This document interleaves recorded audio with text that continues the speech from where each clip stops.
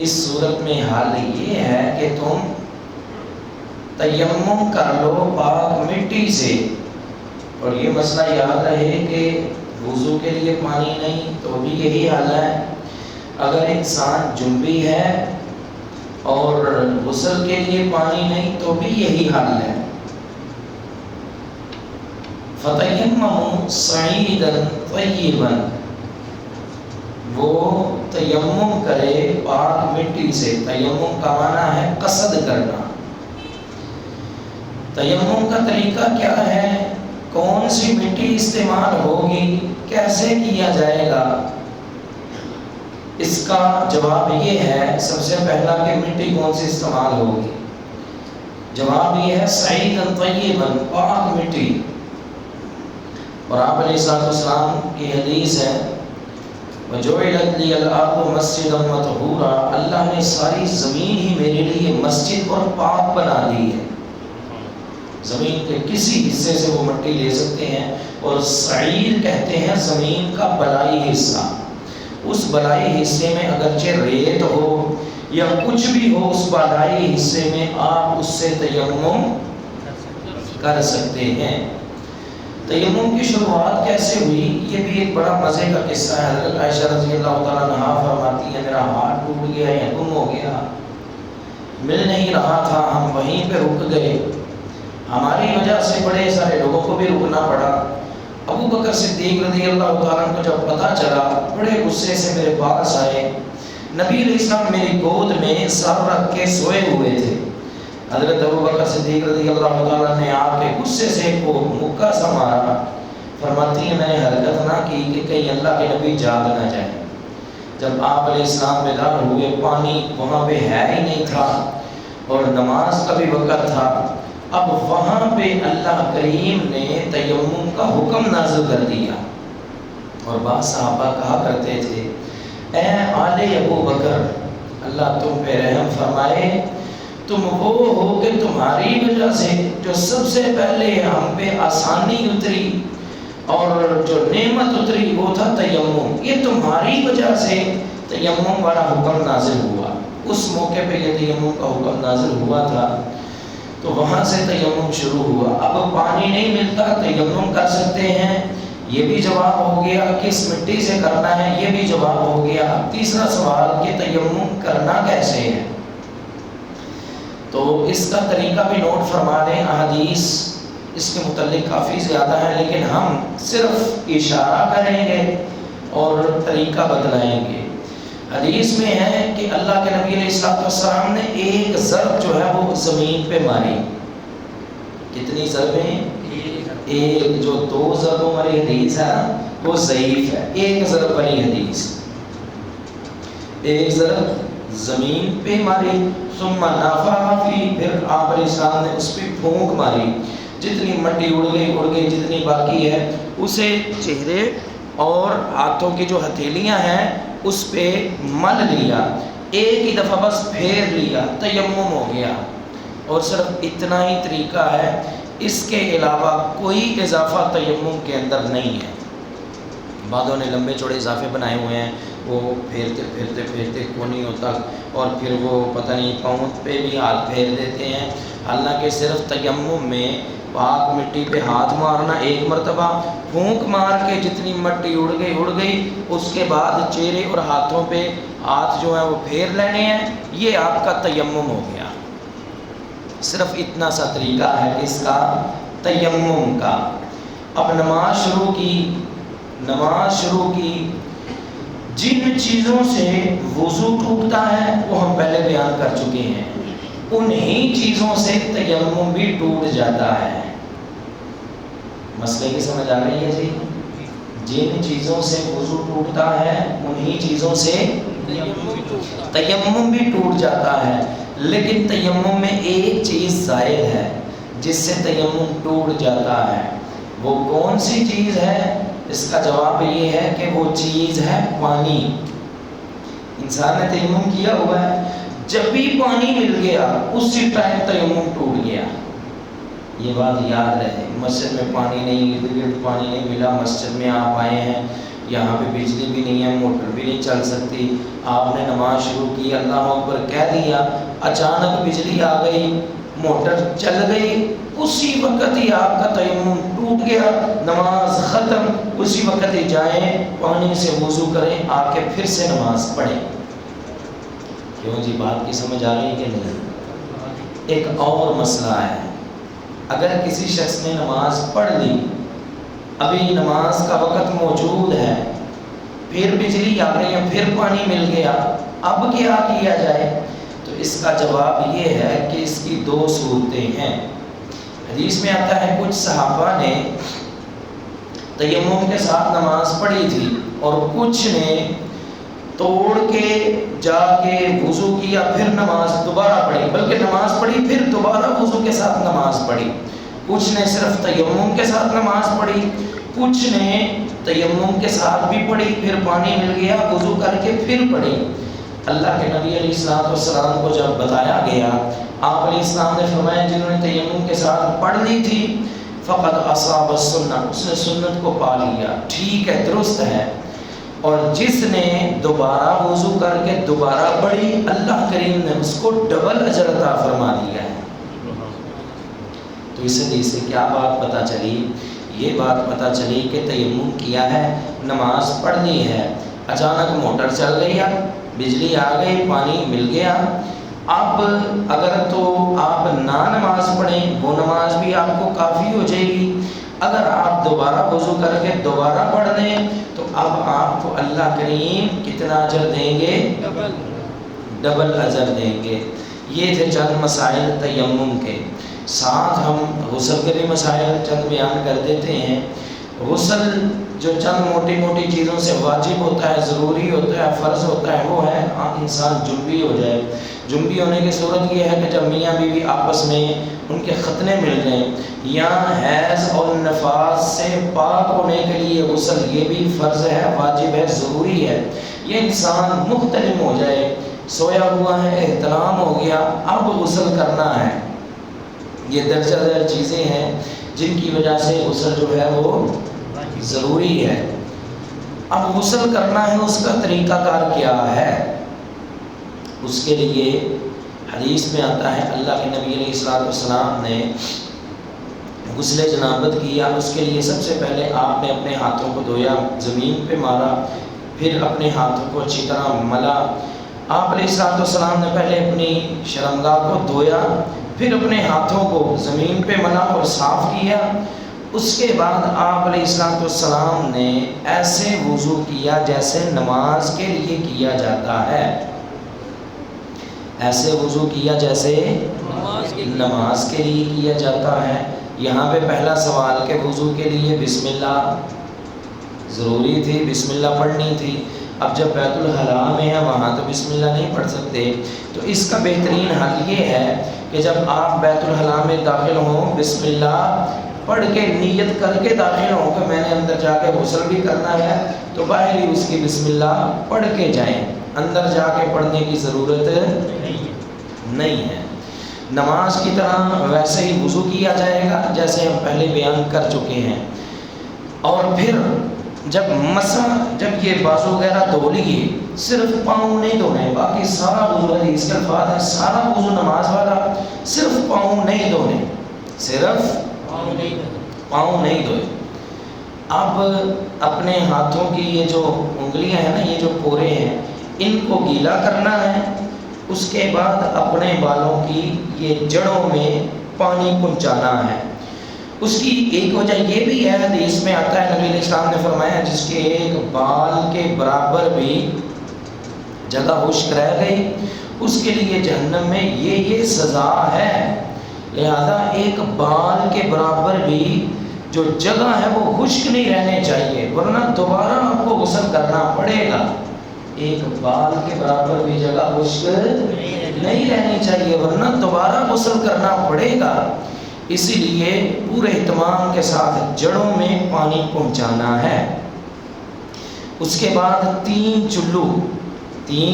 چلو شروع کرنا ہے، دائیں طرف سے اپنے سر میں پھینکنے ہیں، آج کل جو نئے نکلے ہوئے ہیں نا تکنیکی لوگ اور جدید لوگ، وہ کہتے ہیں آج کل یہ ہمیں سنت کی کوئی ضرورت نہیں، استغفر اللہ۔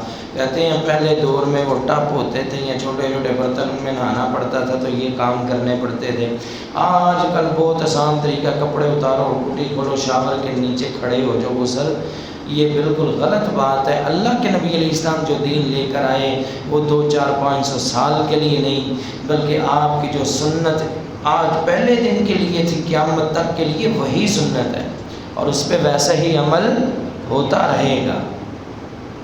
لہذا ویسے ہی اپنے ہاتھوں کی انگلیوں کو گیلا کر کے پہلے بالوں کی جڑوں تک پانی پہنچایا جائے گا، اس کے بعد 3 چلو جو ہیں وہ سر پہ ڈالے جائیں گے، اس کے بعد پورے جسم پہ پانی بہا دیا جائے گا، ڈال دیا جائے گا۔ یہ ہے آپ کا غسل۔ یہاں پہ ایک سوال خواتین کی طرف سے ہو سکتا ہے، وہ یہ چونکہ ان کے بال ہوتے ہیں لمبے اور بعضوں نے وہ باندھے ہوتے ہیں، وہ چٹیا سی بنائی ہوتی ہے، یا وہ کیا کہتے ہیں اس کو، وہ جوڑا تو ویسے ہی جائز نہیں ہے نا، جوڑا تو خواتین کے لیے ویسے ہی جائز نہیں ہے نا، تو وہ باندھے ہوتے ہیں جیسے بھی بال، مینڈیاں، ٹھیک ہے جزاک اللہ، مینڈیاں بنائی ہوتی ہیں۔ تو اب جب انہوں نے غسل کرنا ہے فرضی غسل، تو وہ کیا حل کرے گی؟ کیا وہ بال کھولیں گی؟ غالباً حضرت ام سلمہ رضی اللہ تعالیٰ عنہا کی حدیث ہے، انہوں نے نبی علیہ السلام سے پوچھا تھا، آپ علیہ السلام نے فرمایا کہ کوئی ضرورت نہیں، آپ سر پہ 3 چلو ڈال لیں اور اچھی طرح بالوں تک پانی پہنچا لیں۔ جب عورت غسل کرے اسے بار بار یہ مینڈیاں کھولنے کی ضرورت نہیں ہے۔ ہاں، بالوں کو تر کرنا جو ہے وہ ضروری ہے، تو لہذا اچھی طرح وہ بھی بالوں کو تر کریں گی۔ آخر میں کرنا کیا ہے؟ آخر میں اپنے پاؤں دھونے ہیں، اور کیسے دھونے ہیں؟ حدیث میں آتا ہے کہ اللہ کے نبی علیہ السلام نے جس جگہ غسل کرتے تھے اس سے تھوڑا ہٹ کے پھر آپ علیہ السلام اپنے پاؤں دھو لیا کرتے تھے۔ یہ طریقہ ہے نبی علیہ السلام کے غسل کا۔ یہاں پہ ایک سوال کیا جاتا ہے کہ ہم نے غسل سے پہلے کیا کیا تھا؟ بھول گئے ہیں؟ کیا کیا تھا؟ وضو کیا تھا۔ اب ہم نے پڑھنی ہے نماز، کیا اب ہم نیا وضو کریں گے یا وہی وضو چل جائے گا؟ تو اس کا جواب یہ ہے کہ وضو تو ہم نے کیا تھا، وضو تو ہم نے کیا تھا، لیکن اگر دوران غسل وضو نہیں ٹوٹا تو اسی وضو کے ساتھ نماز پڑھ سکتے ہیں۔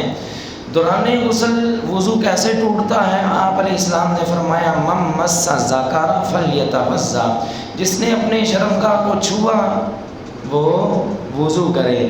تو دوران غسل اگر شرمگاہ کو ہاتھ لگا لیا تو اب وضو نہیں رہا، لہذا آخر میں آپ کو دوبارہ وضو کرنا پڑے گا۔ اگر تو ہاتھ نہیں لگایا تو ٹھیک ہے، آپ کا وضو برقرار ہے اور اسی وضو کے ساتھ آپ نماز پڑھ سکتے ہیں۔ وضو کے بعد اللہ کے نبی علیہ السلام کو سیدہ سلمہ نے تولیہ دیا۔ آپ علیہ السلام کا اس دن شاید ارادہ نہیں تھا، آپ علیہ السلام نے تولیہ استعمال نہیں کیا، بلکہ ایسے ایسے کر کے نا اپنے ہاتھوں کو ہلا کے جھاڑ دیا۔ یہ طریقہ بھی درست ہے۔ حضرت ام سلمہ رضی اللہ تعالیٰ عنہا نے جو تولیہ دیا، اس سے یہ بات معلوم ہوتی ہے کہ نبی علیہ السلام تولیہ استعمال کرتے تھے۔ ہاں، اس دن کوئی وجہ ہو سکتی ہے یا کچھ بھی ہو سکتا ہے جس کی وجہ سے آپ علیہ السلام نے تولیہ استعمال نہیں کیا، تو غسل کے بعد تولیہ بھی استعمال کیا جا سکتا ہے۔ یہ ہم نے طریقہ بتلایا آج کی نشست میں، ایک تو تیمم کا اور دوسرا غسل کا۔ ان دونوں کے متعلق اگر کوئی سوال ہے آپ کے ذہن میں تو کر سکتے ہیں۔ کوئی سوال نہیں ہے؟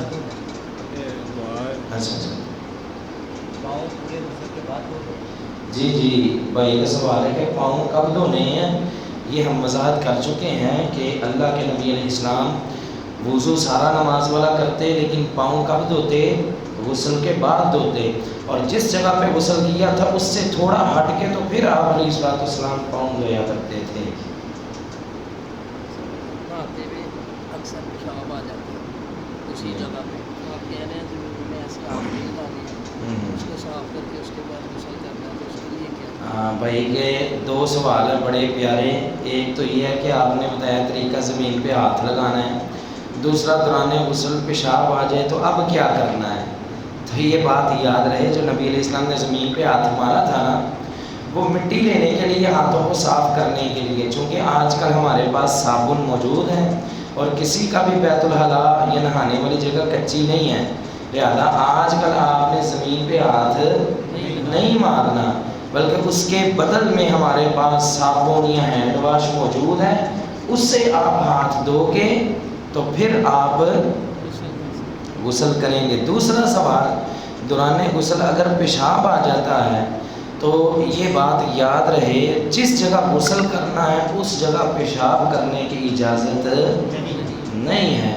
اللہ کے نبی علیہ السلام نے جس جگہ پیشاب وغیرہ کرنا ہے اس جگہ پہ غسل کرنے سے منع کیا ہے. تو جن کے اٹیچ ہی ہیں، اکٹھے ہی ہیں غسل خانے اور بیت الخلا، وہ پیشاب کرنے کے لیے بیت الخلا میں جائیں گے. اگر علیحدہ ہیں تو بھی اس غسل خانے میں پیشاب نہیں کر سکتے، وہ بیت الخلا میں ہی جائیں گے پھر آ کے غسل کریں گے. دوران غسل بھی اپنے وہ غسل والی جگہ پہ جو ہے نا آپ پیشاب وغیرہ نہیں کر سکتے، اس سے بڑے سارے نقصان ہو سکتے ہیں. اللہ تعالی ہم سب پہ رحم و کرم فرمائے. آمین. ایک عورت ہے انہوں نے کل لکھا کہ انہوں کا بچہ باہر کسی ملک بچے جیل بچے جی جی انہوں کی رہائی ہو سکتی. جی اور کوئی سوال ہے کسی کا؟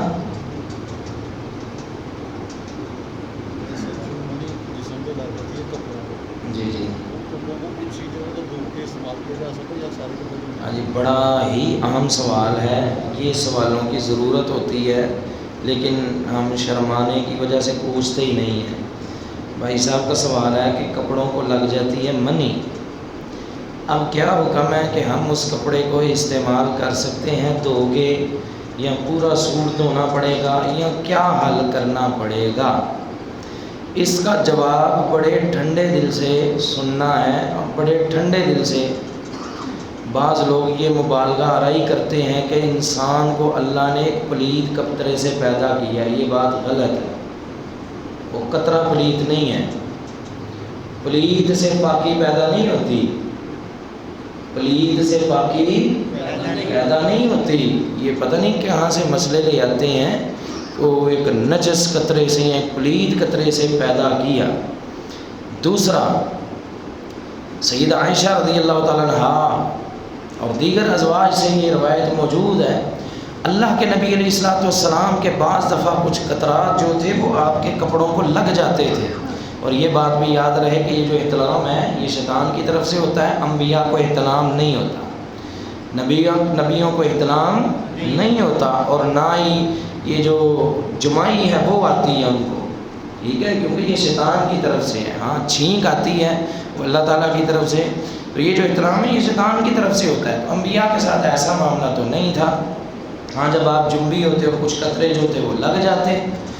سیدہ فرماتی ہیں کہ اگر تو وہ قطرے خشک ہوتے تو میں اپنے ہاتھوں کے ساتھ ان کو کھرچ دیتی اور آپ علیہ السلام اسی کپڑے میں جا کے نماز پڑھ لیتے. ابھی دھوئے بھی نہیں ہیں، ابھی دھوئے بھی نہیں ہیں. نبی علیہ السلام نماز پڑھ رہے ہیں. حالانکہ سب سے زیادہ جو صفائی سکھائی ہے ہمیں کس نے سکھائی ہے؟ امام الانبیاء محمد رسول اللہ صلی اللہ علیہ وسلم نے سکھائی ہے. آپ علیہ السلام صرف اگر خشک ہے، خشک تو ناخن کے ساتھ اس کو کھرچ لیتے، اسی پہ نماز پڑھ لیتے. اگر یہ قطرے پلید ہوتے تب تو کپڑا دھونا پڑتا، اچھی طرح اس کو دھونا پڑتا، پھر نماز پڑھی جاتی. خشک ہو گئے آپ کھرچ لیتے، نماز پڑھ لیتے. سیدہ فرماتی ہیں بعض دفعہ ابھی خشک نہ ہوتے تو پھر میں کپڑے کے اتنے حصے کو دھو دیتی، حتیٰ کہ آپ کے وہ دھونے کے نشان بھی باقی ہوتے. آپ علیہ السلام ان کپڑوں میں جا کے نماز پڑھ لیتے. اس سے کیا بات معلوم ہوئی کہ اس کے دو حل ہیں. اگر تو یہ معاملہ خشک ہو چکا ہے، منی خشک ہو چکی ہے کپڑوں سے، تو اب ناخن کے ساتھ کھرچ لیں نماز پڑھ سکتے ہیں ان کپڑوں میں. اگر تو خشک نہیں ہے اتنا حصہ دھو کے بھی آپ ان کپڑوں میں، باقی کپڑا سارا پاک ہے، آپ ان کپڑوں میں نماز پڑھ سکتے ہیں. لیکن یہاں پہ ایک اور مسئلہ ہے، منی جو ہے اس کا تو یہ مسئلہ ہے، لیکن اگر آئی مزی انسان بیٹھا ہے کسی تصور میں چلا گیا، کچھ قطرے خارج ہو گئے، یا کوئی اور سوچ میں، یا ودی وہ یہ ہے کہ پیشاب کے قطروں کے بعد بعض اوقات وہ قطرے آ جاتے ہیں، یا کبھی کوئی بوجھ اٹھایا ہے تو تب بھی یہ قطرے آ جاتے ہیں، تو یہ قطرے نجس ہیں، ان کو دھونا پڑے گا. اس سے بھی کپڑے کو بالکل اچھی طرح اس کو کھرچنا نہیں ہے، بلکہ ان قطروں کو دھونا ہی پڑے گا. اور ان قطروں کے بعد غسل فرض بھی نہیں ہے، ان قطروں کے بعد وضو ضروری ہے. ٹھیک ہے، مزی اور ودی ان دو کے بعد وضو ہے، اور اگر منی خارج ہوئی ہے تو اس کے بعد غسل ہے.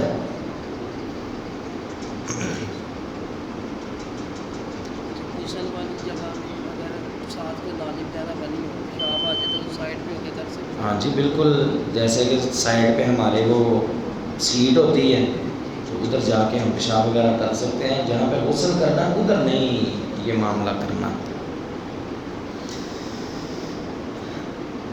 کسی خاتون نے دعا کے لیے کہا ہے کہ کوئی پریشانی میں ہے، تو اس پریشانی کا حل حدیث میں بھی موجود ہے. ایک شخص نبی علیہ السلام کے پاس آیا، کہنے لگا اللہ کے نبی میرا بیٹا فلاں جگہ پہ گرفتار ہے، کیا کروں؟